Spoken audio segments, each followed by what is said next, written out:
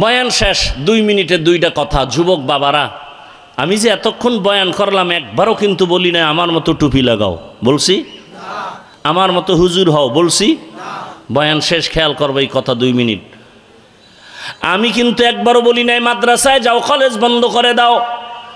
তাবলিগে যাও বলি নাই, মাদ্রাসায় যাও, পীরের কাছে যাও বলি নাই, স্কুল ছেড়ে দাও বলি নাই, ব্যবসা ছেড়ে দাও বলি নাই, চাকরি ছেড়ে দাও বলি নাই।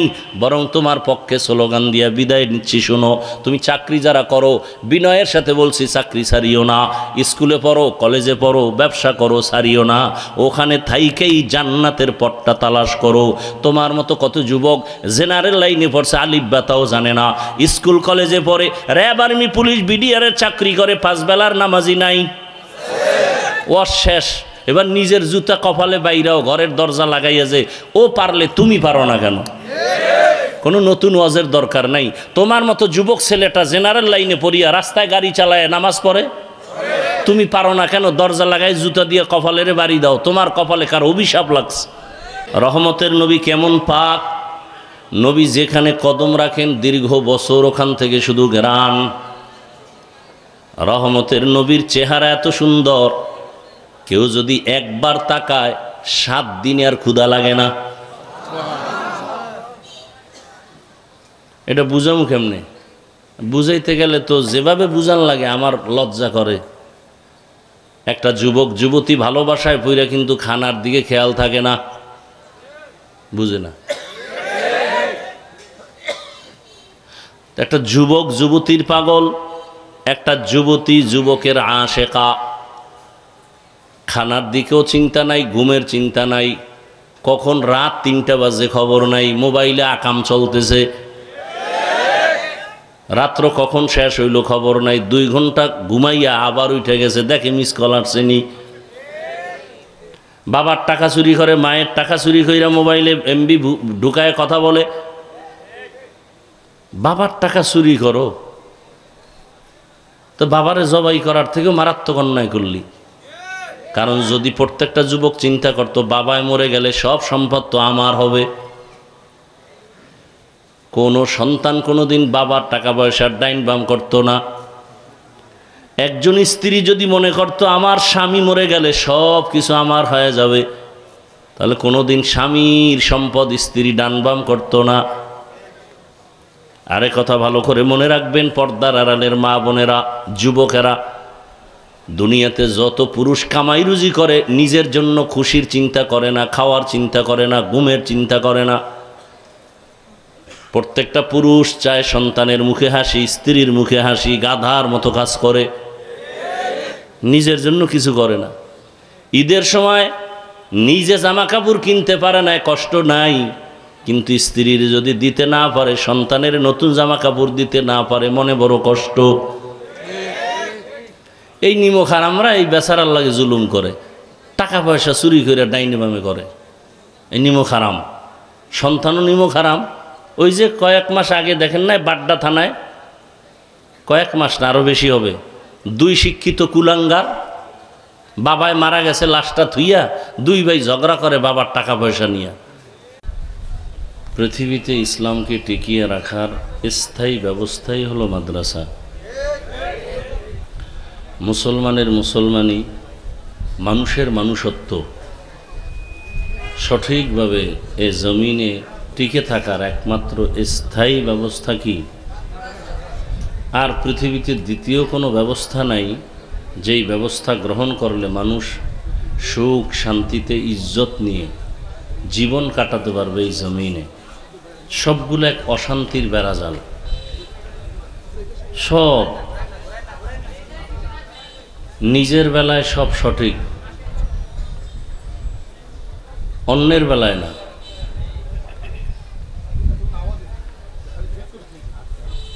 সেই পরিবেশের মধ্যে আজ এই মাদ্রাসা, আর এই মাদ্রাসাকে কেন্দ্র করে এখানে আজকের আপনাদের সমাগম। আল্লাহ আমাদেরকে হাজির হওয়ার তৌফিক দান করেছেন। প্রচণ্ড বৃষ্টি, প্রতিকূল আবহাওয়ার মধ্যেও কষ্ট করে আপনারা এখানে আসছেন। এই কষ্টটুকুই যেন আল্লাহ আমাদের হেদায়াতের জরিয়া বানায় দেন। দ্বীনের প্রতি ভালোবাসা না থাকলে তো আর আপনারা আসতেন না। কারণ এখানে টাকা দেওয়া হবে না, পয়সা দেওয়া হবে না, খানা দেওয়া হবে না, বরং কিছু টাকা পয়সা মাদ্রাসায় রেখে দেওয়া হবে। বিসমিল্লাহ বলে পকেটে হাত দিয়া কোরআনের খেদমতের জন্য। অনেকে এই জিনিসটাকে খুব ছোট মনে করে, যে দান সৎকা করে। অন্যের সহযোগিতা নিয়ে চলা এটা ইসলাম, এবং একে অন্যের সহযোগিতা করা এটা ইসলাম। আর যারা এটাকে পছন্দ করে না, তারা নিজের থেকে চলে না, তারা ডাকাতি করে, দুর্নীতি করে, চাঁদাবাজি করে, এরপরে চলে। একটা লোকের চাকরি নাই, ব্যবসা নাই, আরামে চলে, গাড়ি সুন্দর, এত কিছু, কোথায় পায় টাকা পয়সা? সেদিন একজনে বলতেছে যে আমাকে টেলিফোন করছে বাহির থেকে, যে তুমি এত টাকা চাঁদা দাও, আর গালাগালি করলো, শুনতেই থাকলাম। মানে বাংলাদেশের মাদ্রাসা, মসজিদ, আলেম ওলামা, পীর সব কিছুই বেশি, কিন্তু রাজনীতিটা নোংরা হয়ে গেছে চরিত্র খারাপ হওয়ার কারণে। এত নোংরা, মানে একজনে রাজনীতি করবে তার মানেই হলো যে আমি বাঁচবো, সব মেরে ফেলবো। আল্লাহ সবাইকে হেদায়াত দান করে। আপনি আশ্চর্য যে এক দলের মানুষ, আমরা যে লাইনের হোক, তুমি কোন দল? কয় তুমি যেই দল করো আমি সেই দল করি। কিন্তু বাংলাদেশের অবস্থা এমন, স্বার্থে আঘাত লাগলে তুমি কি আমার আপন রক্তের না আমার দলের, এদিকে তাকানো হবে না, তোমাকে মাইনাস করতে হবে। এগুলো চলতেছে। আল্লাহ এই জুলুম থেকে গোটা দেশ ও জাতিকে হেফাজত করে। আমি যে এই কথাগুলো বলতেছি, আপনাদের অনেকের কাছে খারাপ লাগতেছে যে হুজুর ওয়াজ করবেন, রাজনীতি কেন? রাজনীতি চলে না কোথায়? আমি বললাম আপনার কল্যাণের কথা, আমি বললাম আপনার শান্তির পরামর্শর কথা। আমি তো আপনাদের কাছে ভোট চাই নাই, আমি তো বলি নাই কেউ বিএমপি করতে পারবেন না, আমি তো বলি নাই কেউ নামাজ ছাড়া থাকতে পারবেন না। পেশ করতেছি আপনার ভালো মন্দ, এটা ভালো এটা খারাপ, কি গ্রহণ করবেন সেটা আপনার এখতিয়ার, ইচ্ছা। এতটুকু বলার স্বাধীনতা যদি না থাকে তো কিসের স্বাধীন বাংলাদেশ?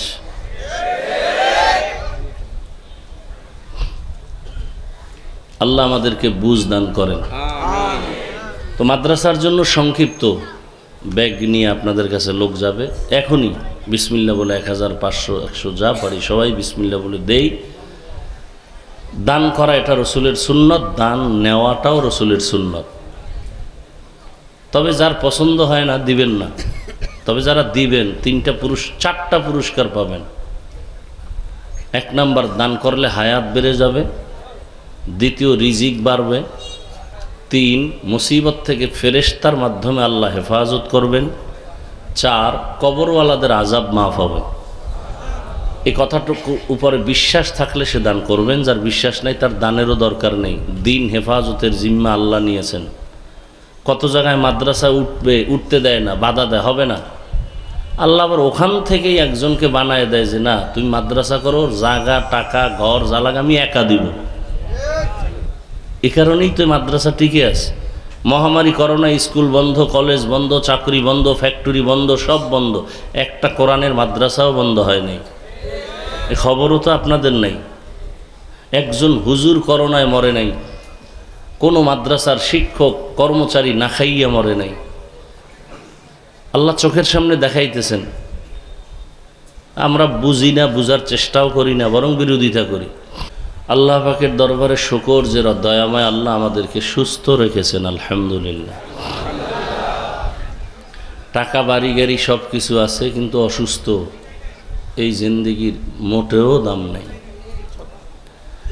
টাকা পয়সা কম, বাড়ি গাড়ি নাই, কিন্তু সুস্থতার জিন্দেগি আছে। এর থেকে বড় নেয়ামত আর কিছুই।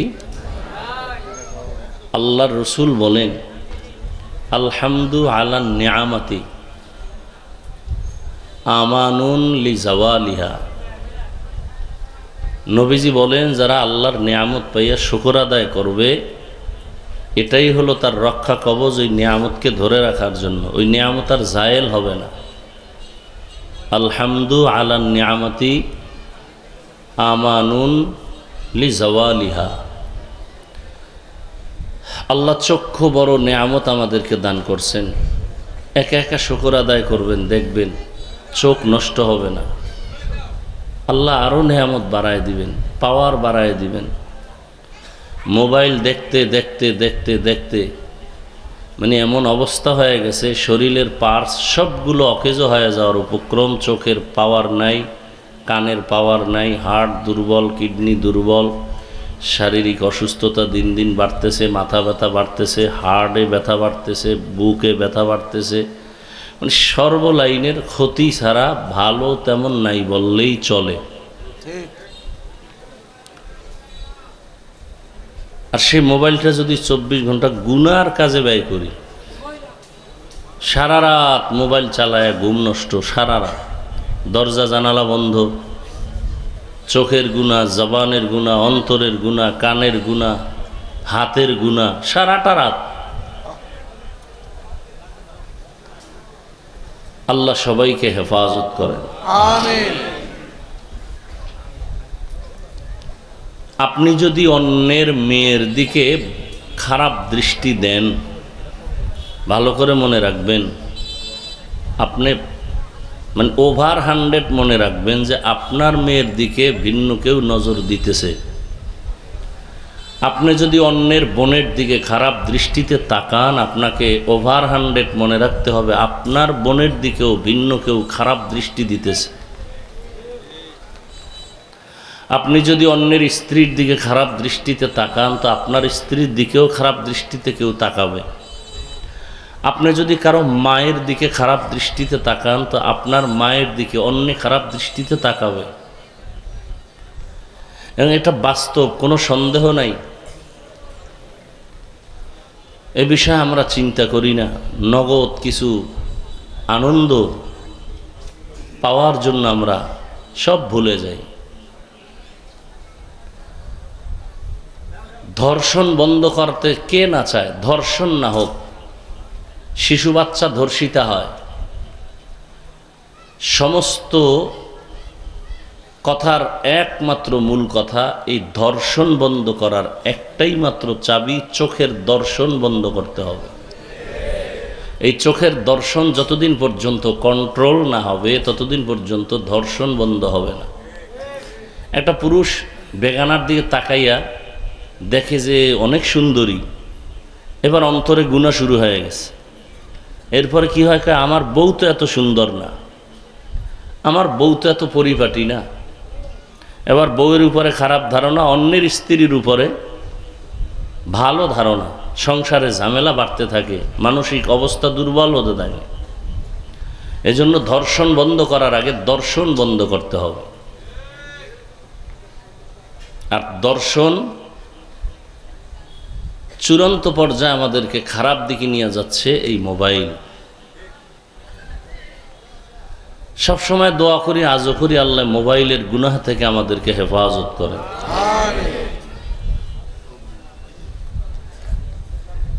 সংক্ষেপ 2-4টি কথা বলার নিয়তে কোরআন হাকিমের এক আয়াত অংশ তিলাওয়াত করেছি, রসুলের একটি হাদিসের অংশ পড়েছে। আল্লাহ বলেন, লাকাদ কানা লাকুম ফি রাসূলিল্লাহি উসওয়াতুন হাসানা। অবশ্যই তোমাদের জন্য রসুলের মধ্যে রয়েছে উত্তম আদর্শ। নবীজি বলেন, আমি বিদায় বেলা 2টা জিনিস তোমাদের মাঝে রেখে গেলাম, আঁকড়াইয়া যদি ধরো তো ঈমানও যাবে না, সম্মানও যাবে। ভাই ফ্যানটা অন্যদিক ঘুরাই দাও তো। সম্মানও যাবে না, ঈমানও যাবে না। আমি অসুস্থ, জ্বর, কঠিন জ্বর, ঠান্ডা। ওই গতকালকে সিলেটে গেছি, মসজিদের মধ্যে মাহফিল, গরম আর গরম, ঘাম পড়তেছিল। এর মধ্যে আবার বাইরে নামলাম, বৃষ্টি, আজকে সকাল থেকে আবার জ্বর। তো যাই হোক, তো রসুল বলেন 2টা জিনিস রেখে গেলাম, আঁকড়াইয়া ধরো, ঈমানও যাবে না, সম্মানও যাবে না। 1500 বছর পরে আজও এই দুই জিনিস যারা আঁকড়ায় ধরছে এদের সম্মানও আছে, ইমানও আছে। দুইয়ের এক হলো কোরআন, দ্বিতীয় হলো রসুলের আদর্শ। তর্জমা শেষ। ব্যাখ্যাটা দেওয়ার আগে ভূমিকায় দুই চারটি কথা, যেহেতু বর্তমান বাংলাদেশে মুসলমানের সামনে আমাদের ওলামায়ে কেরাম বেশিরভাগ রবিউল আউয়ালের আলোচনা করতেছেন, রবিউল আউয়ালের আলোচনা করে এবং বিশেষ করে 12 তারিখটা খুব উদযাপন করে। আর সরকারও ওই দিন বন্ধ ঘোষণা দিয়েছেন। তো অনেকে জানি না কেন বলে, হিংসার বশীভূত হয়ে বলে না অন্য কোনো চিন্তা, আল্লাহ ভালো জানেন, বলে যে সরকার আবার ইকো দিলেন কা, এই মেশিনওয়ালা কই, রিভাব দাও, ইকো হয় কেন? সরকার যদি রবিউল আউয়ালের 12 তারিখ বন্ধ দেয়, মিলাদুন নবী, ঈদে মিলাদুন নবী, তো তোমরা মানো না কেন? আমাদের দেওবন্দি, কওমি, তাবলিগওয়ালা এদেরকে বলে। আমরা যদি আবার প্রশ্ন করি, সরকার বেসরকারি প্রত্যেকটা চাকরিজীবী ব্যবসায়ীরা রসুলকে মহানবী, মহামানব বলে, বলে না? কথা বলেন না কেন? তোমরা কেন স্বীকার করো না? আসলে দিন ইসলাম এটা সৌদি আরবও দলিল না। রসুল কি বলছেন? দুই জিনিস আঁকড়ায় ধরো, সৌদি আরব আর আমেরিকা। কি? কোরআন আর হাদিস, রসুলের আদর্শ। এখন কোরআনও বুঝবা না, হাদিসও বুঝবা না, কি করবা? সেই ক্ষেত্রে সাহাবায়ে কেরামদের ইজমা, কোনো এক বিষয়ে সমাধান স্পষ্ট কোরআনেও নাই, স্পষ্ট নাই, অস্পষ্ট আছে। হাদিসে খুঁজতে গেলে দেখা যায় দ্বিমুখী সমাধান। এখন সমাধান কই পাই? নবীজি বলে গেছেন, সাহাবায়ে কেরামের ইজমা। দলিল قال رسول الله صلى الله عليه وآله وسلم عليكم بسنتي وسنة الخلفاء الراشدين المهديين। রহমতের নবী বলেন, আমার আদর্শ সুন্নতকে তোমরা আঁকড়াইয়া ধরো, আর আমার খলিফা আবু বকর, ওমর, ওসমান, আলী, খুলাফায়ে রাশেদা, এদের সুন্নতেরও তোমরা আঁকড়াইয়া ধরো। তাহলে আমার আদর্শের নামও সুন্নত, আমার খলিফা, খোলাফায়ে রাশিদিন 4 জন, এদের আদর্শও সুন্নত। একই শব্দ ব্যবহার করলেন রসুল নিজে। আর আমার খলিফারা কেমন দামি ব্যক্তি?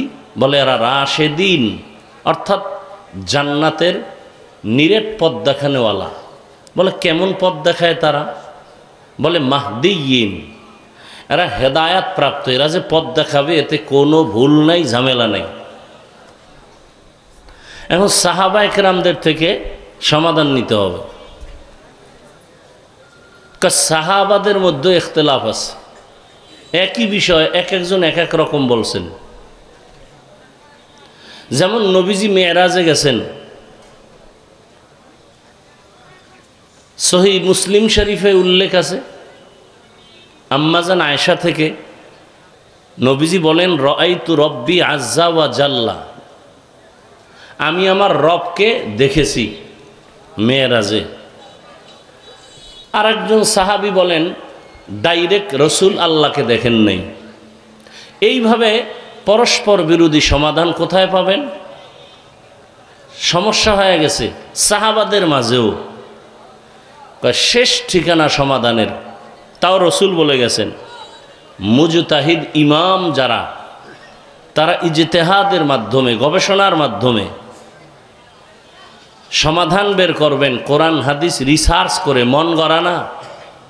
তাদের সমাধানগুলি তুমি মেনে নাও।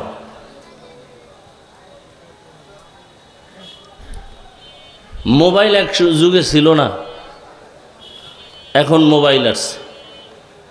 একজনে মোবাইল পকেটে নিয়ে নামাজে দাঁড়াইছে, রিংটোন বন্ধ করতে মনে নেই, নামাজের ভেতরে রিংটোন চলছে, নিজের নামাজও নষ্ট হবে হবে ভাব, পুরা মসজিদের মধ্যে আওয়াজ, কি করবে? হাদিসেও সমাধান নাই, কোরআনেও নাই, সাহাবাদের মধ্যেও নাই। এখন এর সমাধান কোথায় পাবেন? কোরআন খুঁজলে পাবেন না, হাদিস খুঁজলে পাবেন না।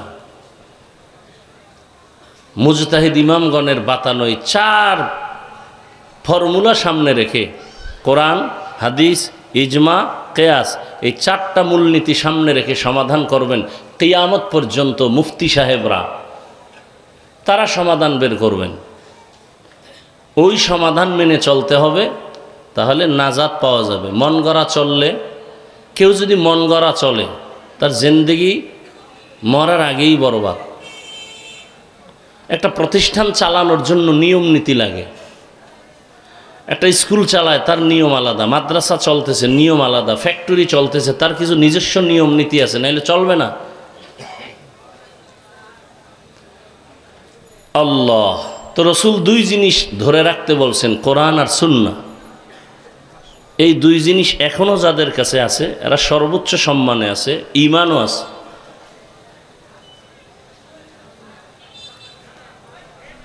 রবিউল আউয়াল রসুলের আগমনের মাস, রসুলের বিদায়ের মাস, মাল ইখতিলাফ, মতনৈক্য আছে। তবে রসুল দুনিয়াতে আসছেন, এটাকে আরবিতে মিলাদুন নবী বলে। এ বিষয়ে ব্যানার মিছিল কত কিছুই আমরা দেখি বাংলাদেশে, কিন্তু রবিউল আউয়ালে আরও কিছু যে আমরা পেয়েছি, এ নিয়ে আলোচনা হয় না। কেন? মানুষ নফসের গোলাম, মনের উল্টা মানতে চায় না, করতে চায় না, বুঝতে চায় না। কারণ আমাদের পেছনে দাওয়াত দেয় শুধু নবীরা, তাদের পরে বর্তমান দুনিয়াতে যারা দাওয়াতের কাজ করেন, মানুষকে দিনের দিকে ডাকেন, এরা এক দল। সারা দুনিয়াতে দল একটা, যাদেরকে ওয়ারাসাতুল আম্বিয়া বলে, উলামায়ে কেরাম। কিন্তু আপনাকে খারাপের দিকে বয়ান করতেছে 3 দল। কয় দল? মানুষ শয়তান, জিন শয়তান, নফস শয়তান। এই 3 দল যখন আপনাকে বয়ান করতে থাকে যে এত নামাজ পড়ে লাভ নাই, এত রোজা রেখে লাভ নাই, 3 শয়তান আপনাকে বুঝাইতেছে অল টাইম, তখন এক দলের বয়ান অন্তরে থাকে না।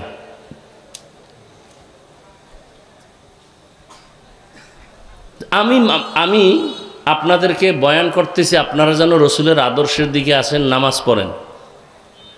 কিন্তু আমার বয়ানটা যদি অন্য আলেমের বিরুদ্ধে গালাগালি হয়, তো আপনি কি পাবেন আমার থেকে? ফলাফল কি পাবেন? যে বয়ান থেকে পাইলাম যে আলেমরা খারাপ, তখন আর বলবে না অমুকে খারাপ। আপনি বুঝেন বাংলাদেশের অবস্থা। বাংলাদেশে দাঁড়াইয়া কিছু টুপিওয়ালারা বলে রসুলের সাহাবী, জান্নাতের 2য় সাহাবী হজরত ওমর, তিনি ভণ্ড। বাংলাদেশে দাঁড়াইয়া এ কথাও যদি বলে, তাহলে বুঝেন আমাদের ধর্মের কি হালাত। শুধু সমস্যা কি, 20 রাকাত তারাবি পড়তে কষ্ট হয়। এই 20 রাকাত তারাবি চালু করছেন হজরত ওমর, জামাতের সাথে সবাইকে নিয়ে মসজিদে নববীতে, এবং সেদিন থেকে আজও পর্যন্ত, করোনার আগ পর্যন্ত 20 রাকাত ছিল। করোনায় কমায় দিছে অর্ধেক। কত বলেন? তা আপনি 20 রাকাত পড়বেন না, আপনাকে কেউ কাফের বলার অধিকার নেই। আপনি 8 রাকাত পড়েন, আপনাকে গুনাহগার বলার কারো অধিকার নেই। কিন্তু আপনি কোন রাগের কারণে ওমরের গালি দিতেছেন? এই রাগটা কার সাথে? এই যে ওমরা করে আসলাম, কত আল্লাহর বান্দারা বাইতুল্লাহর দিকে পাও দিয়ে ঘুমায়, আজান একামত শুরু হয়েছে, উঠা দাঁড়ায় গেছে, অজু টজু লাগে নাই। কেউ হাত ছাইড়ে দিয়ে দাঁড়ায় রয়েছে, কেউ বুকে, কেউ নাভির নিচে, কোনো টেনশন নাই। কেউ দেখলাম এবছর একেবারে তাজা তাকায় দেখতেছি, নামাজের সেজদায় গিয়া একটা পকেট থেকে কাঠের টুকরা বের করে কপালের তলে দিছে। কারণ কি? কয় যে ইবলিস সেজদা দিয়ে জমিন নাপাক করছে, এই জন্য আর জমিনে সেজদা দেয় না। আচ্ছা বলেন তো, মক্কা মদিনায় সারা দুনিয়ার এত লাইনের মানুষ যে আসে, এত ফেরকা, বলেন তো কোন বছর হজের মৌসুমে কিলাকিলি করে 2-4 জন মারা গেছে এই মাসলা মাসাইলের বিষয়? কি যুবক বাবারা বলেন? কোনো ঝগড়া আছে? মারপিট আছে? সোনার বাংলায় গজবটা কেন? এত দ্বন্দ্ব কেন? আমি নাভির নিচে হাত বাঁধতেছি, সমস্যা কোথায়? আপনি বুকে হাত বাঁধেন, আমি তো আপনাকে গালি দেই নাই। তো আপনি আমার সালাম দেন না, দিলেও নেন না, এত হিংসা কেন? আমি তাবলিগের লাইনে চলি, আমি তো তাবলিগে আপনাকে করতেই হবে, না হয় জাহান্নামে যাবেন, এটা তো কেউ বলে নাই, বলি নাই। আপনি তাবলিগ ওয়ালা মনে করলে আপনার অন্তরে চোখ বাঁকা নজরে তাকান কেন?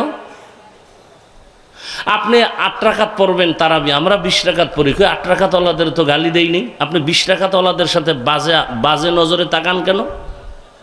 এটা আপনার তাকওয়া?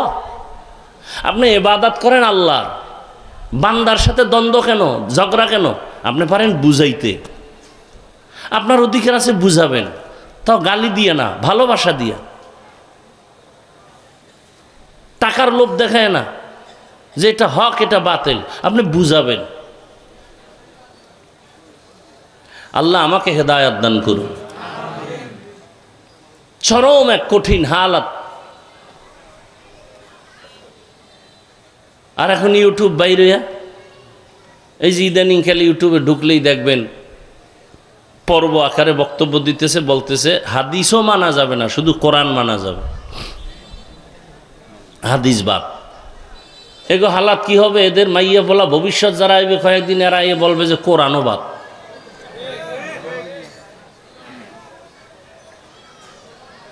আপনি আশ্চর্য হবেন, আপনার কাছে কেমন জানি লাগে জানি না, কঠিন হালাত এদের। আর এরাই জনসাধারণ নিয়ে ভাবে না, এরা কোথায়? ওই শিক্ষিত সমাজ, ভার্সিটি, কলেজ, ওখানে গিয়ে উল্টা পাল্টা বিভিন্নভাবে বুঝাইয়া এদেরকে কনভিন্স করতেছে। আল্লাহ সব ভাইকে হেদায়েত দান করুন। বড় কঠিন হালাত।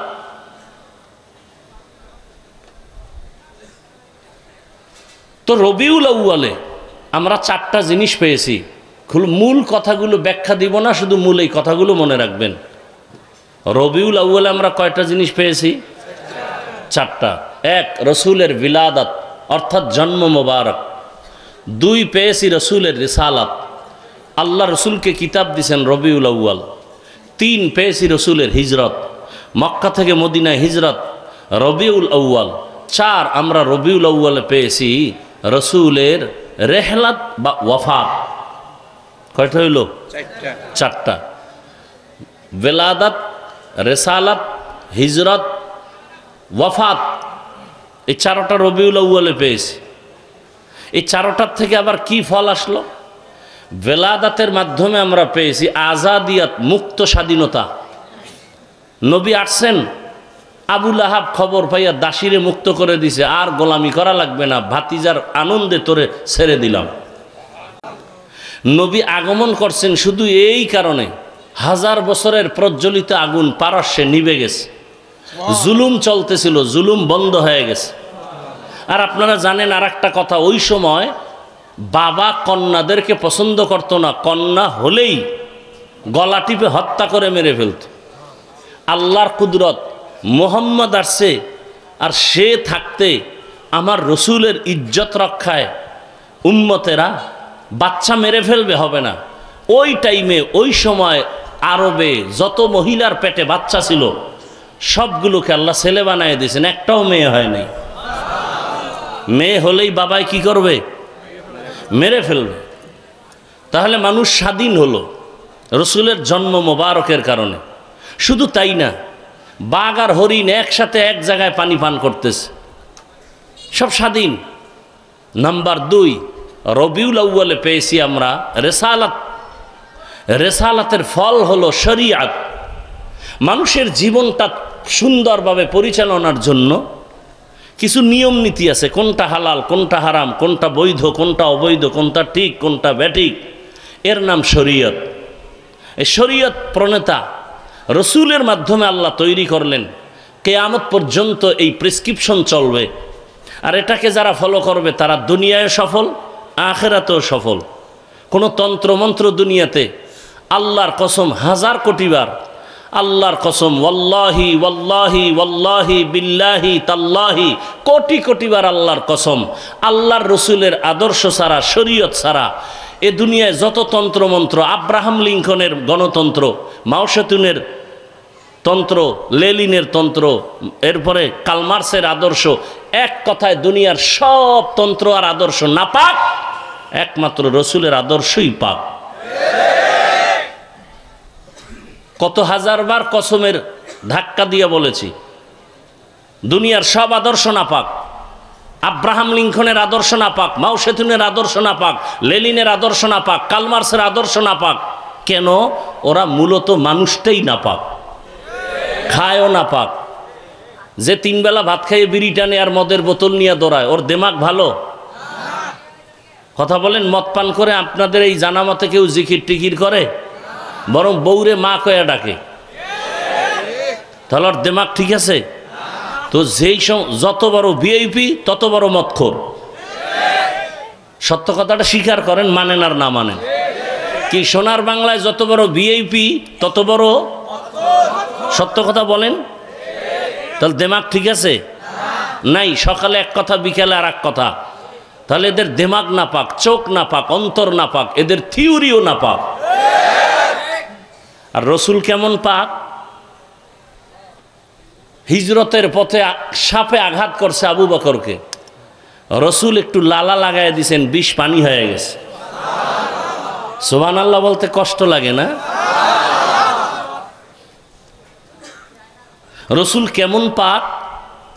আম্মা জান আয়েশা রাদিয়াল্লাহু আনহা বলেন, নবীজির ঘাম মোবারক আমি বোতলের মধ্যে ভরে রাখতাম, আর বড় বড় অনুষ্ঠানে আমরা আতর হিসাবে ব্যবহার করতাম। এত বছর আপনাদের অনেক জায়গায় বয়ান শুনাইছি ওহুদের ঘটনা। রহমতের নবীর দান শহীদ হয়ে গেল, সারা মদিনায় আওয়াজ হয়ে গেছে আব্দুল্লাহর ছেলে মোহাম্মদ নাই। পাগলের মতো বেলাল দৌড়ায়, একজন মহিলাও দৌড়ায়। লোকেরা সামনে হুদিরা কয়, তুমি দৌড়াও কেন? কয় মোহাম্মদ নাকি নাই। বলে তোমার ছেলে নাই, আগে খবর লও। কয় ছেলেরটা বাদ দাও, মোহাম্মদের খবর বলো। হজরত আলী সহ কয়েকজন সাহাবা রহমতের নবীকে উঠাইয়া কাঁধে নিয়া ওহুদের বিশাল পাহাড়ের পার্শ্বে রাখলেন। নবী ওখানে একটু পাথরের উপরে মাথা দিয়া বিশ্রাম নিলেন। ওই পাথর থেকে ১৫০০ বছর পর্যন্ত এখনো শুধু মেশকের ঘ্রাণ আসতেছে। এই বয়ান এত বছর শুনাইছি, আর এবছর যাই নিজে দেখছি ওই জায়গাটা আটকায় রাখছিল সরকার, এবছর ডাইরেক্ট খুলে দিছে ওহুদের পাহাড়ের ভিতরে। গিয়া মাথাটা ঢুকাইলাম, গিয়ে ওখানে দাঁড়ানো মাত্র দেখি মেশকের ঘ্রাণ আসতেছে, সুন্দর ঘ্রাণ। ওই ঘ্রাণওয়ালা কোনো আতর জমিনে আমি পাই নাই। ভালো করে একটু ভিতরে গিয়া তাকায় দেখলাম একজন আর বেশি ঢুকা যায় না, সিনা পর্যন্ত ঢুকে। যে কেউ আবার আতর টাতর মাইখে গেল নি রাতের অন্ধকারে? আসলে দেখলাম না। তাহলে কেমন রসুল, যার শরীর মুবারকে মৃত্যু পর্যন্ত কোনোদিন একটা মশা মাছি পড়ে নাই, আল্লাহ হারাম বানায় দিছেন। নবী যখন রাস্তা দিয়ে চলতেন মেঘ ছায়া দেয়, সূর্যের গরম যেন রসুলের কষ্ট না হয়। রহমতের নবী তার হায়াতে কোনো দিন একটা মিথ্যা কথা বলেন নাই। একটা প্রমাণ দাও, আমি আর রসুলকে মানব না, একটা প্রমাণ দাও। কোনো দ্বন্দ্ব নাই, জিহাদ টিহাদের দরকার নেই, খালি প্রমাণ দাও যে তোদের রসুল একটা মিথ্যা বলছে, প্রমাণ দাও, আমি রসুলকে ছেড়ে দিব। শুধু তাই, রসুল তার হায়াতে কোনোদিন একটা গালি কাউকে দেন নাই, বরং হাজারো বিধর্মীরা রসুলকে গালি দিছেন, রসুল জবাবও দেন নাই। দাঁড়ায় দাঁড়ায় নবীরে গালি দেয় ইচ্ছা রকম, রসুল হাসে। আবু বকরের মেজাজ গরম হয়ে গেল, নবী ইশারা দেন ওরে এক্ষুনি ধরে ফেলি। নবী ইশারা দিয়ে কয় খবরদার চুপ। নবীরে গালি দিবে, উম্মত সহ্য করবে, এটা কেমনে হয়? আবু বকর দাঁড়ায় গেছে কিছুক্ষণ পর, আর সহ্য করতে পারে না। নবীর চেহারাটা মলিন হয়ে গেল, বেজার হয়ে গেলেন। ইহুদি গালি দিয়া চলে যাওয়ার পরে আবু বকর বলেন, ইয়া রাসূলুল্লাহ, আপনি রাগ করলেন, মন বেজার কেন? বলে আমি নিষেধ করেছি, তুমি জবাব দিবা না। আমি তাকায় তাকায় দেখতেছিলাম। ইহুদি যখন গালি দিতেছে, আল্লাহর পক্ষ থেকে এক ফেরেশতা আমার পক্ষ হয়ে জবাব দিতেছিল। তুমি যখন নিজের হাতে বিচার নিয়েছো, রহমতের ফেরেশতা চলে গেছে, আমার মনটা বেজার হয়ে গেছে। এই মিয়া, এত প্রতিশোধ নেন কেন? আল্লাহর কাছে ছেড়ে দেন, কত ধানে কত চাল, তাকায় তাকায় দেখবেন। কিন্তু আকাম তো আমনেও করেন, ঝামেলা কি এক জায়গায় নি? ঝামেলা তো বহুত। আল্লাহ হেদায়াত দান করেন। রহমতের নবী কেমন পাক! নবী যেখানে কদম রাখেন দীর্ঘ বছর ওখান থেকে শুধু ঘ্রাণ। রহমতের নবীর চেহারা এত সুন্দর, কেউ যদি একবার তাকায় 7 দিনে আর ক্ষুধা লাগে না। এটা বুঝামু কেমনে? বুঝাইতে গেলে তো যেভাবে বুঝান লাগে আমার লজ্জা করে। একটা যুবক যুবতী ভালোবাসায় পইরা কিন্তু খানার দিকে খেয়াল থাকে না, বুঝে না। একটা যুবক যুবতীর পাগল, একটা যুবতী যুবকের আশেকা। খানার দিকেও চিন্তা নাই, ঘুমের চিন্তা নাই, কখন রাত 3টা বাজে খবর নাই, মোবাইলে আকাম চলতেছে।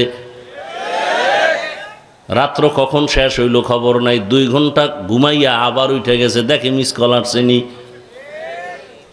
বাবার টাকা চুরি করে, মায়ের টাকা চুরি কইরা মোবাইলে এমবি ঢুকায় কথা বলে। বাবার টাকা চুরি করো তো বাবারে জবাই করার থেকেও মারাত্মক অন্যায় করলি। কারণ যদি প্রত্যেকটা যুবক চিন্তা করতো বাবায় মরে গেলে সব সম্পদ তো আমার হবে, কোনো সন্তান কোনোদিন বাবার টাকা পয়সার ডাইন বাম করতো না। একজন স্ত্রী যদি মনে করতো আমার স্বামী মরে গেলে সব কিছু আমার হয়ে যাবে, তাহলে কোনোদিন স্বামীর সম্পদ স্ত্রী ডান বাম করতো না।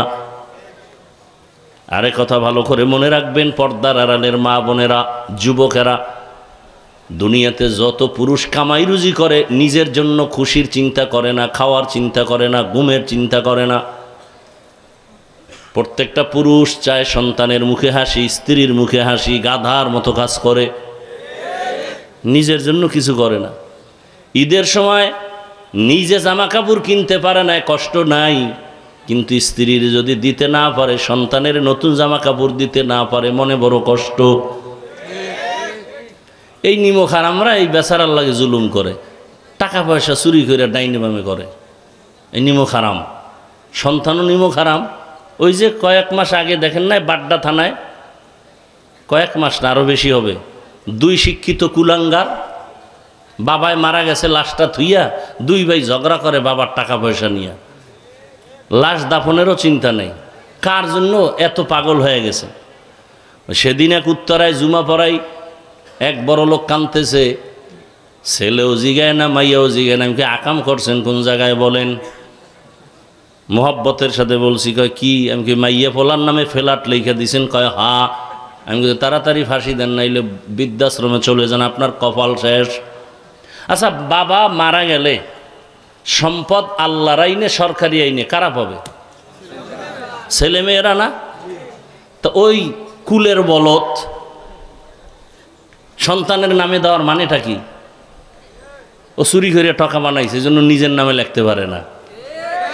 কথা বলেন না কেন? ও চোর,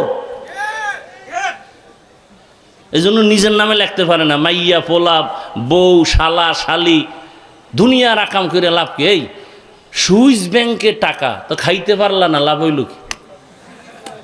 10 তলা বিল্ডিং ঘুমাইতে পারলা না, ঘুমান লাগে যদি জঙ্গলে, তো বিল্ডিং এর লাভ কি? এর সে খেরের ঘর ভালো। আল্লাহ হেদায়াত দান করুন। হা, এর সে রিক্সাওয়ালা অনেক ভালো আরামে আছে, শান্তিতে আছে। অনেক বুড়ারা রিক্সা চালায় ঢাকার শহরে, অনেক টাকাওয়ালা মাস্তানরা 2, 4, 5 টাকার জন্য বুড়ার গায়ে হাত তুলে বেশি দিবে না। আরে গরিবেরে দিয়া দাও, ওর কলিজা ঠান্ডা হবে, আর সে আজিমে দোয়াটা লেগে যাবে, তোমার কপাল খুলে যাবে। রহমতের নবী বেলাদাতের মাধ্যমে আমরা পেয়েছি, আজাদিয়াত মুক্ত স্বাধীনতা, রবিউল আউয়ালে পেয়েছি রিসালাত মানে শরিয়াত, এরপরে পেয়েছি হিজরত, মদিনায় হিজরত করার মাধ্যমে পেয়েছি নুসরত, আল্লাহ পাকের ডাইরেক্ট সাহায্য। উহুদ, বদর, খন্দক যুদ্ধ চলতেছে, গনিমতের মাল আসতেছে, নবী ভাগ কইরা কইরা সাহাবাদেরকে দিতেছেন, সাহাবায়ে কেরাম টাকা নিয়ে বাজার করে, ঘর করে, স্বাধীনতার সাথে শান্তির জীবনযাপন শুরু হয়ে গেল। ডাইরেক্ট আল্লাহ ফেরেশতা পাঠাইলেন, সাহায্যের দরজা খুলে দিলেন, ওয়াফাতের মাধ্যমে রসুল চলে গেলেন। এখানেও আমরা হাদিয়া পেয়েছি নিজামে খেলাফত, দেশটা কেমনে চালাবে, কারা চালাবে, নিয়ম কি হবে, এটা রসুলের ইন্তেকালের পর থেকে শুরু হয়েছে। খোলাফায়ে রাশিদিন, প্রথম খলিফা আবু বকর, দ্বিতীয় ওমর, তৃতীয় ওসমান, চতুর্থ হযরত আলী রাদিয়াল্লাহু তাআলা আনহুম আজমাইন, এরা জমিনটা পরিচালনার নিয়ম নীতি সব কিছু দেখায় গেছেন। রহমতের নবী এমন কোনো কাজ বাদ রাখেন নাই যেই কাজটা করতে গিয়া তুমি পেরেশান হয়ে যাবা, রসুলের আদর্শে বুঝি এটার সমাধান নাই, তাহলে এখন বেনামাজির পেছনে যেতে হবে না। নবী নিজে ধরে ধরে ধরে ধরে সব কিছু দেখায় গেছেন। ইসলাম কমপ্লিট, আনকমপ্লিট কিছু ইসলামের মধ্যে নাই। আঙ্গুলের নখগুলো কেমনে কাটবা, নবী নিজে কেটে দেখায় গেছেন। চুলগুলো কেমনে কাটবা, রহমতের নবী তাও দেখায় গেছেন। জুতাটা কেমনে পরবা, রহমতের নবী তাও দেখায় গেছেন। এমন কোনো কাজ নাই। সংসার কেমনে চালাবা, স্ত্রীর সাথে কেমন আচরণ করবা, স্বামীর সাথে কেমন আচরণ হবে, সন্তানের সাথে কেমন আচরণ হবে, মালিকের সাথে কর্মচারীর আচরণ কেমন হবে, কর্মচারীর আচরণ, মালিকের আচরণ কর্মচারীর সাথে কেমন হবে, সব রসুল নিজে নিজে দেখায় গেছেন। রসুলের কর্মচারী, রসুলের খাদেম আনাস রাদিয়াল্লাহু তাআলা আনহু 10 বছর খেদমত করলেন। আনাস বলতেছেন একটা সেকেন্ডের জন্য নবী কোনো দিন বলে না কাজটা এমন হলো কেন। ধমক তো পরের কথা, সমাজটাকে কেমনে চালাবেন নবীজি দেখায় গেলেন। ওই যে হজরে আসওয়াদের ঘটনা সবাই জানেন। মক্কার ভিতরে গোত্রের চেয়ারম্যান কয়েক গ্রুপ লাইগে গেছে, হজরে আসওয়াদ পাথরটা আমরা লাগাই, আর এক দলের নেতাকে আমি। সর্বশেষে সমাধান হয় না, নিয়ত করলো ঠিক আছে আবদুল্লাহর ছেলে ইনসাফের কথা বলে, এর থেকে সমাধান নেই। নবীজি সমাধান দিতে গিয়ে বললেন আগামীকাল ফজরের নামাজের পর বাইতুল্লাহর পার্শ্বে যে আসবে সেই হবে এই পাথরকে নিবে তার ফয়সালা দেনেওয়ালা, বা সে পাথর সরায় রাখবে, অর্থাৎ বাইতুল্লাহর সাথে এনে রাখবে। সবাই আজ আর ঘুম নাই, সবার আগে যাবে, সবার আগে গিয়ে দেখে রসুল সেখানে হাজির। এখন সমাধানটা নবী কি, নবীজি দইরা পাথরটা রাখতে পারেন, পাওয়ার তো পায়ে গেছে কথা অনুযায়ী, কিন্তু রসুলের ইনসাফ কেমন। কয়েকটা চাদর লাও, চাদরের 4 মাথা, 4 মাথার 4 গোত্রের নেতা 4 কোনা ধরো, আর আমি মোহাম্মদ ধরবো না, আমি পাথরটা চাদরে উঠাই দিব, আবার তোমরা নিয়ে যাবা, আমি উঠাইয়ে আবার রাখবো। রসুলের ইনসাফ, রসুলের ইনসাফ পেয়েছেন সাহাবায়ে কেরাম।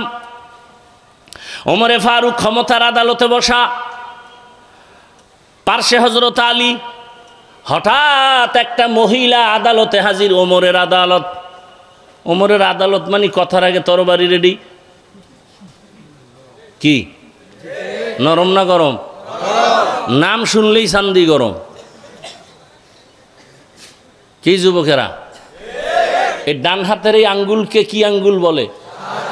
এই আঙ্গুল দিয়া বুকের উপরে যদি লেখো ঘুমের সময় আইন মিম রা ওমর, জীবনে স্বপ্নে কোনো দিন বাজে দোষ হবে না।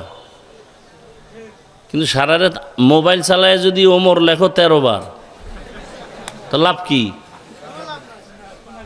আল্লাহ হেদায়াত দান করুন। ওমর বসা এসে মহিলা চিৎকার দিয়ে বলে খলিফাতুল মুসলিমিন, আমি জিনাকারিনী এক মহিলা, আমার পেটে অবৈধ বাচ্চা, আমার বিচার করেন। এত বড় সাহস তোমার? কাহা আমি কবরের আযাব আর পরকালের আযাব সহ্য করতে পারবো না, বিচারটা দুনিয়ায় হয়ে যাক। আমার পেটে বাচ্চা, অবৈধ বাচ্চা, আমি জিনা করেছি। ওমর খায় জল্লাত রেডি নি? রেডি, রেডি হও। হযরত আলী হাতটা ধরে বলে মহিলার বিচার করতে গিয়া খলিফাতুল মুসলিমিন বেইনসাফি যেন না হয়। বেইনসাফি মানি মহিলার অপরাধ আছে, কিন্তু পেটের বাচ্চার তো কোনো দোষ নাই, তো মহিলারে মারবেন, বাচ্চার অপরাধ কি? ওমরের মাথার মধ্যে লাগছে, ওমর কথায় ফয়সালাটা তুমিই দাও। হযরত আলী বলেন, আম্মা যান, নিশ্চিন্তে বাড়ি যান, আরামে খাবেন আর ঘুমাবেন, স্বাস্থ্য যেন নষ্ট না হয়, বেশি বেশি ভিটামিন খাবেন, সন্তান যেন সুস্থতার সাথে জমিনে আসে। দুনিয়াতে ভূমিষ্ঠ হওয়ার পরে সন্তানটাকে বড় বানাবেন, লালন পালন করবেন, সন্তান বড় হবে, নিজ পায়ে চলবে, যখন জ্ঞান বাড়বে, নিজের পায়ে চলতে পারবে, তখন সন্তানকে ছাড়িয়ে আপনি আদালতে আসবেন, শুধু আপনার একার বিচার হবে, বেইনসাফি করা হবে না। ওমর আলীর দিকে তাকায়, লাউলা আলিউন লাহালাকা ওমর, আলী আজকে যদি তুই না হইতি আমি ওমর বুঝি জাহান্নামী হয়ে যাইতাম। আর সে আলীকে 7 বছর বয়সে, কেউ বলে 8 বছর, সর্বোচ্চ 11 বছর বয়সে হযরত আলী রসুলের হাতে হাত দিয়ে কালেমা পড়ছে। ওদিকে রসুলের কি হয়? চাচাতো ভাই, এখন কি সাহাবী, কিছুদিন পরে জামাতা। এমন দোয়া দিয়ে দিছে নবী আলীরে, আনা দারুল হিকমা ওয়া আলিউন বাবুহা। রহমতের নবী বলেন, আমি ইলম ও জ্ঞান ও হিকমতের ঘর, আর আমার জ্ঞানের ঘরের দরওয়াজা হলো আমার আলী। এত জ্ঞান আল্লাহ দান করেছেন। রহমতের নবীর আদর্শ এতটা সুন্দর, মক্কার চরিত্রহীন লম্পট মানুষগুলো বাইতুল্লাহ এত বড় দামি ঘর, যেই ঘরের দেওয়ালের দিকে তাকাইলেই শুধু সওয়াব আর সওয়াব। জমিনার দ্বিতীয় কোনো ঘর নাই যে ঘরের দিকে তাকাইলে অনবরত সওয়াব হবে, একমাত্র বাইতুল্লাহ। ইন্না আউওয়ালা বাইতিন উযিআ লিন-নাসি লাল্লাযী বিবাক্কাতা মুবারাকাও ওয়া হুদা, মুবারাকাও ওয়া হুদাল লিল আলামিন।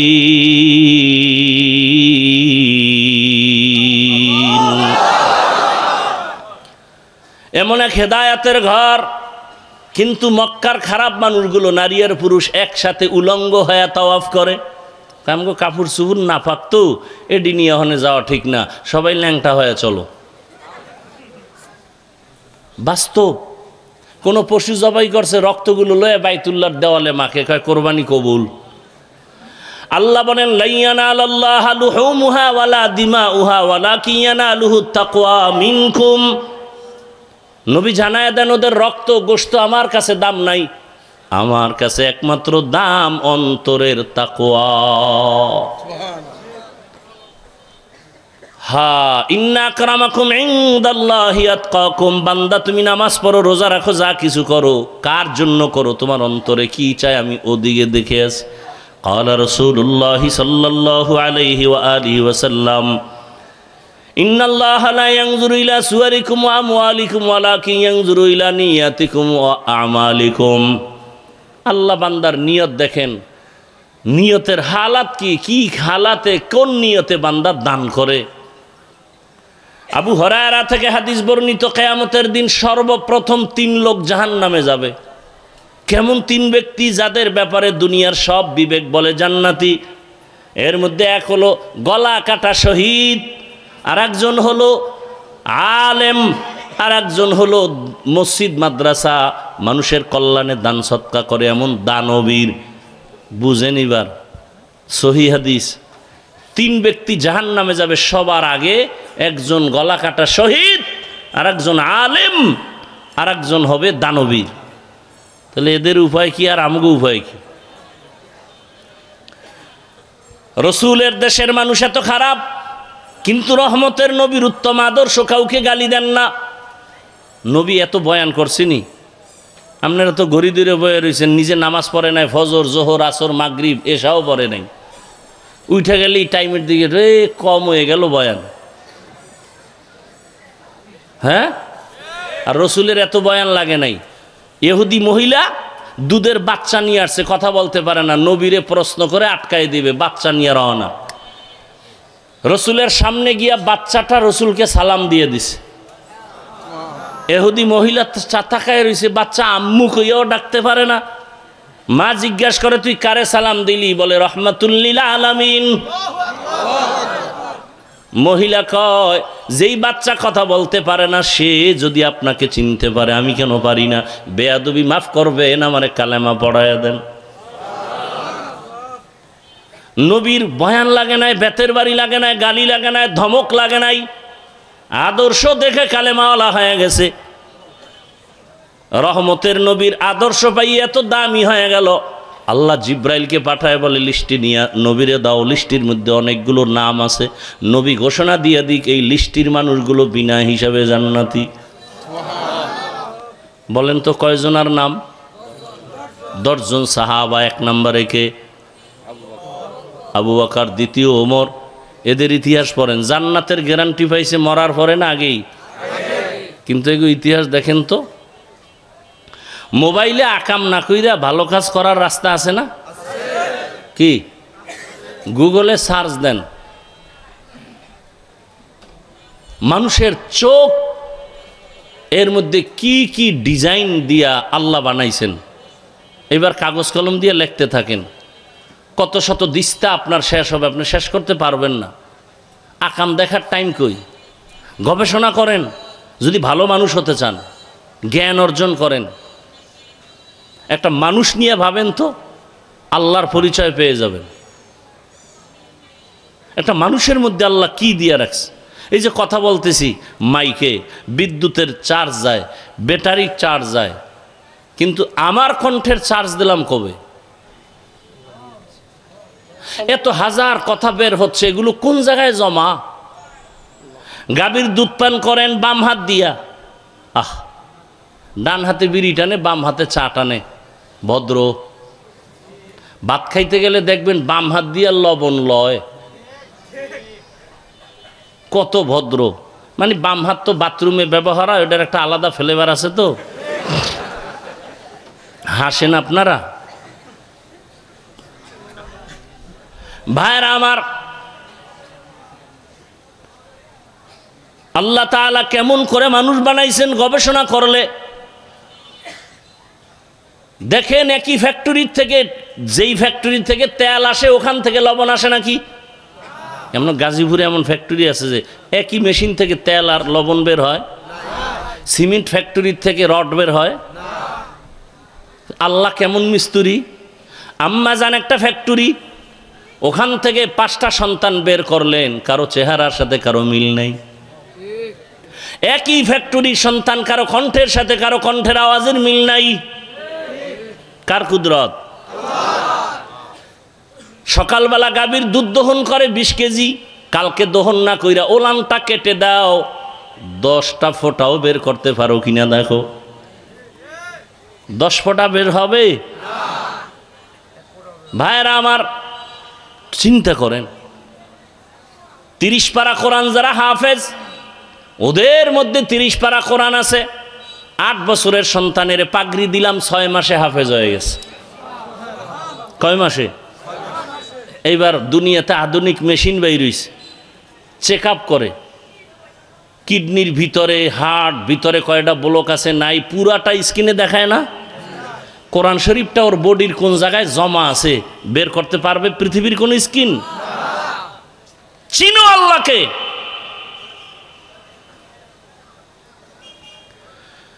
বয়ান শেষ, 2 মিনিটে 2টা কথা। যুবক বাবারা, আমি যে এতক্ষণ বয়ান করলাম একবারও কিন্তু বলি না আমার মতো টুপি লাগাও, বলছি? আমার মতো হুজুর হও, বলছি? বয়ান শেষ, খেয়াল করবে এই কথা 2 মিনিট। আমি কিন্তু একবারও বলি নাই মাদ্রাসায় যাও, কলেজ বন্ধ করে দাও, তাবলিগে যাও বলি নাই, মাদ্রাসায় যাও, পীরের কাছে যাও বলি নাই, স্কুল ছেড়ে দাও বলি নাই, ব্যবসা ছেড়ে দাও বলি নাই, চাকরি ছেড়ে দাও বলি নাই। বরং তোমার পক্ষে স্লোগান দিয়া বিদায় নিচ্ছি, শোনো। তুমি চাকরি যারা করো, বিনয়ের সাথে বলছি চাকরি ছাড়িও না। স্কুলে পড়ো, কলেজে পড়ো, ব্যবসা করো, ছাড়িও না। ওখানে থাইকেই জান্নাতের পথটা তালাশ করো। তোমার মতো কত যুবক জেনারেল লাইনে পড়ছে, আলিফ বাতাও জানে না, স্কুল কলেজে পড়ে, র্যাব, আর্মি, পুলিশ, বিডিআরের চাকরি করে, 5 বেলার নামাজি নাই। ওয়াজ শেষ, এবার নিজের জুতা কপালে বাইরাও, ঘরের দরজা লাগাইয়া যে ও পারলে তুমি পারো না কেন? কোনো নতুন ওয়াজের দরকার নাই। তোমার মতো যুবক ছেলেটা জেনারেল লাইনে পড়িয়া রাস্তায় গাড়ি চালায় নামাজ পড়ে, তুমি পারো না কেন? দরজা লাগাই জুতা দিয়ে কপালের বাড়ি দাও, তোমার কপালে কার অভিশাপ লাগছে? তোমার মতো যুবক ইঞ্জিনিয়ার, ডাক্তার, প্রফেসর 5 ওয়াক্ত নামাজ পড়ে, বলো তুমি কেন পারো না? তোমার মতো জেনারেল লাইনের যুবক ছেলেটা শ্রমিকের কাজ করে, রড ফ্যাক্টরি, সিমেন্ট ফ্যাক্টরি, রিক্সা চালায়, 5 ওয়াক্ত নামাজ পড়ে, তুমি পারো না কেন? আর কোনো ওয়াজের দরকার নাই। তোমার মতো সন্তান শিক্ষক শিক্ষিকা 5 ওয়াক্ত নামাজ পড়ে, তোমার মতো যুবক 5 বেলার নামাজ পড়ে, চাকরি করে, 5 বেলার নামাজ পড়ে, ব্যবসা করে, বলো তুমি কেন পারো না? ও বাবা, কয়দিন আর যৌবনের বাহাদুরি করো বা? দেখো না কয়দিন আগে আমি বাহিরে ছিলাম, যে বিদেশ থেকে টাকার গাট্টি লয়ে আসছে, স্বর্ণ নিয়ে আসছে, বাড়ি পর্যন্ত যেতে পারে নাই, রাস্তার ঢালে গাড়ি পইরা স্ত্রীও মারা গেল, সন্তানও মারা গেল, স্বামী বেচারা টাকা লয়ে কানতেছে, বিদেশ থেকে এসে আমার কপাল খারাপ।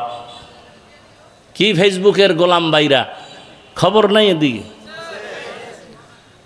ইদানিং যত লাশের খবর, যুবক যুবতীর লাশ, মরবি না তোরে ভিডিও মারবে।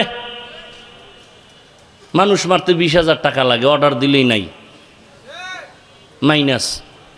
ওর জন্য আমার এখানে চান্দাবাজি চলে না, কার জন্য? কমুখের জন্য। মাইনাস কর। কয় টাকা লাগবে? কয় 20,000। রাগ করতেছেন? অথচ তুমি একটা চাকরিজীবী যুবক, তোমার মধ্যে এত মেধা আল্লাহ দিছেন যে গোটা দুনিয়াটাকে পরিচালনা করার সেই জ্ঞান আছে, কাজে লাগাও। তুমি সবার মাথার উঁচু হয়ে থাকবা, ডাক্তার হও, ইঞ্জিনিয়ার হও, প্রফেসর হও, এমপি হও, মন্ত্রী হও, ডিসি হও, এসপি হও, বেয়াদব হইও না।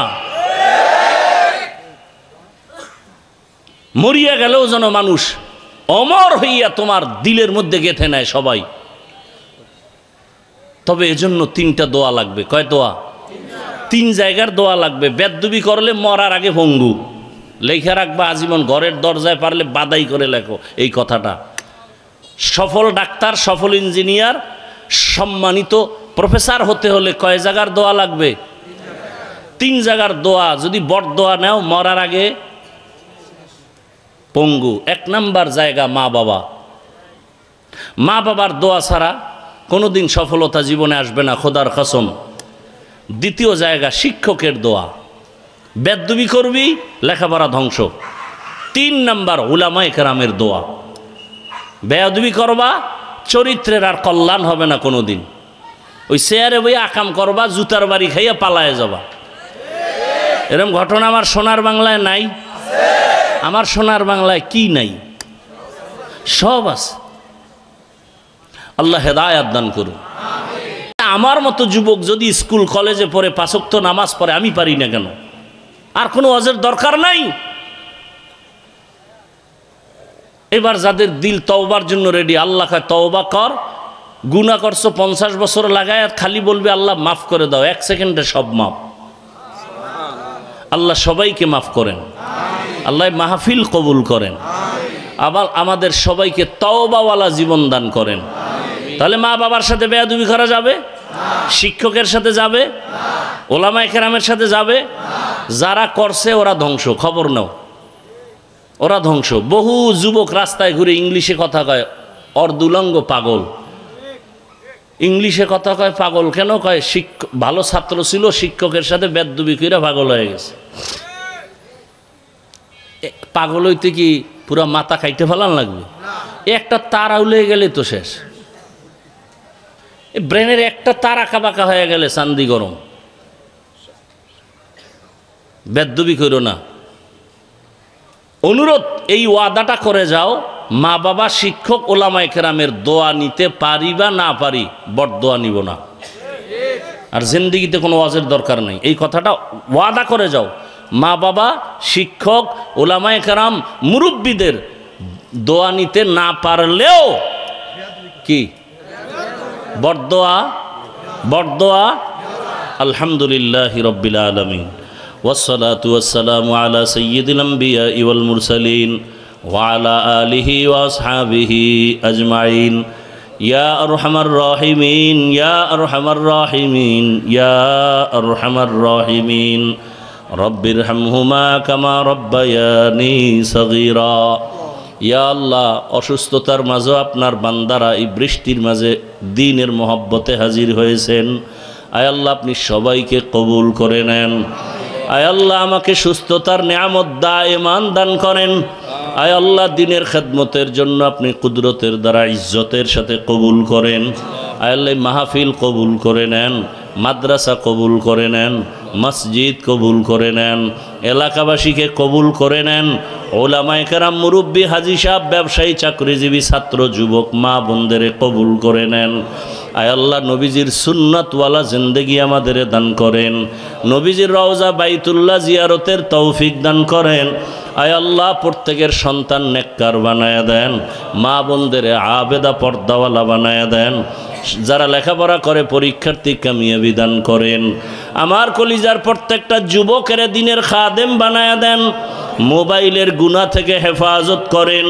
সারা দুনিয়াবাসীকে মাফ করে দেন। আয় আল্লাহ, প্রবাসে যারা হেফাজত করেন, বাংলাদেশ শান্তির দেশ বানায়া দেন। জালেমদের জুলুম থেকে দেশ ও জাতিকে হেফাজত করেন। ব্যবসা, চাকরি, কামাই রুজিতে হালালভাবে বরকত বাড়ায়া দেন। অভাবীদের অভাব দূর করে দেন। ঋণ আদায়ের ব্যবস্থা করে দেন। চলার পথে হেফাজত করেন। আয় আল্লাহ, দীর্ঘ নেক হায়াত দান করেন। আমরা যারা হাত তুলেছি জানি না কারা ইয়াতীম, বাবা বলে আর জীবনে ডাক দিতেও পারবে না, চেহারাও দেখতে পারবে না। অনেকে মা হারা বড় আশা হয়। আয় আল্লাহ, যারা মা বাবা হারা ইয়াতীমের মতো হাত তুলেছেন, মেহেরবানি করে সবার কবর জান্নাত বানায় দেন। আম্বিয়ায়ে কেরাম, সাহাবায়ে কেরাম, শুহাদায়ে কেরাম, আউলিয়ায়ে কেরাম, আসাদায়ে কেরামদের মাকাম জান্নাতে উঁচু বানায় দেন। আয় আল্লাহ, যারা বেঁচে আছেন দীর্ঘ নেক হায়াত দান করেন। অসুস্থ যারা সুস্থতার নিয়ামত বাড়ায় দেন। আয় আল্লাহ, বাংলাদেশ ইসলামের জন্য কবুল করে নেন। আয় আল্লাহ, উলামায়ে কেরামদের এক ও নেক বানায় দেন। বাতিলের মোকাবেলায় বিজয় দান করেন। আয় আল্লাহ, সুন্নতের মোহাব্বতে আমাদের কবুল করে নেন। আয় আল্লাহ, মাদ্রাসার যা প্রয়োজন কুদরতের দ্বারা ব্যবস্থা করে দেন। আয় আল্লাহ, মাদ্রাসার খেদমত করি, ঋণের বোঝা মাথায় আসানের সাথে ঋণ আদায়ের ব্যবস্থা করে দেন। আল্লাহ, আয় আল্লাহ, আওয়াজে কথায় রুহানিয়াতে স্পষ্টতার রব বাড়ায় দেন। সারা দুনিয়ায় খেদমতের জন্য ইজ্জতের সাথে কবুল করে নেন। জাহেরি বাতিনি দুশ্মনের মোকাবেলায় বিজয় দান করেন। মুখালেফের মুআফিক বানায় দেন। মুহিব্বিন মুতাআল্লিকিনদের কবুল করে নেন। মিথ্যা মামলা থেকে চিরমুক্তির ব্যবস্থা করে দেন। আয় আল্লাহ, যারা যত দোয়া চেয়েছেন আমাদের কাছে সবার নেক আশা পূরণ করে দেন। নবীজির মোহাব্বতে আমাদের দোয়া কবুল করে নেন। ওয়াসাল্লাল্লাহু তাআলা আলা খাইরি খালকিহি মুহাম্মাদ ওয়া আলিহি ওয়া আসহাবিহি আজমাইন বিরহমাতিকা ইয়া আরহামার রাহিমিন।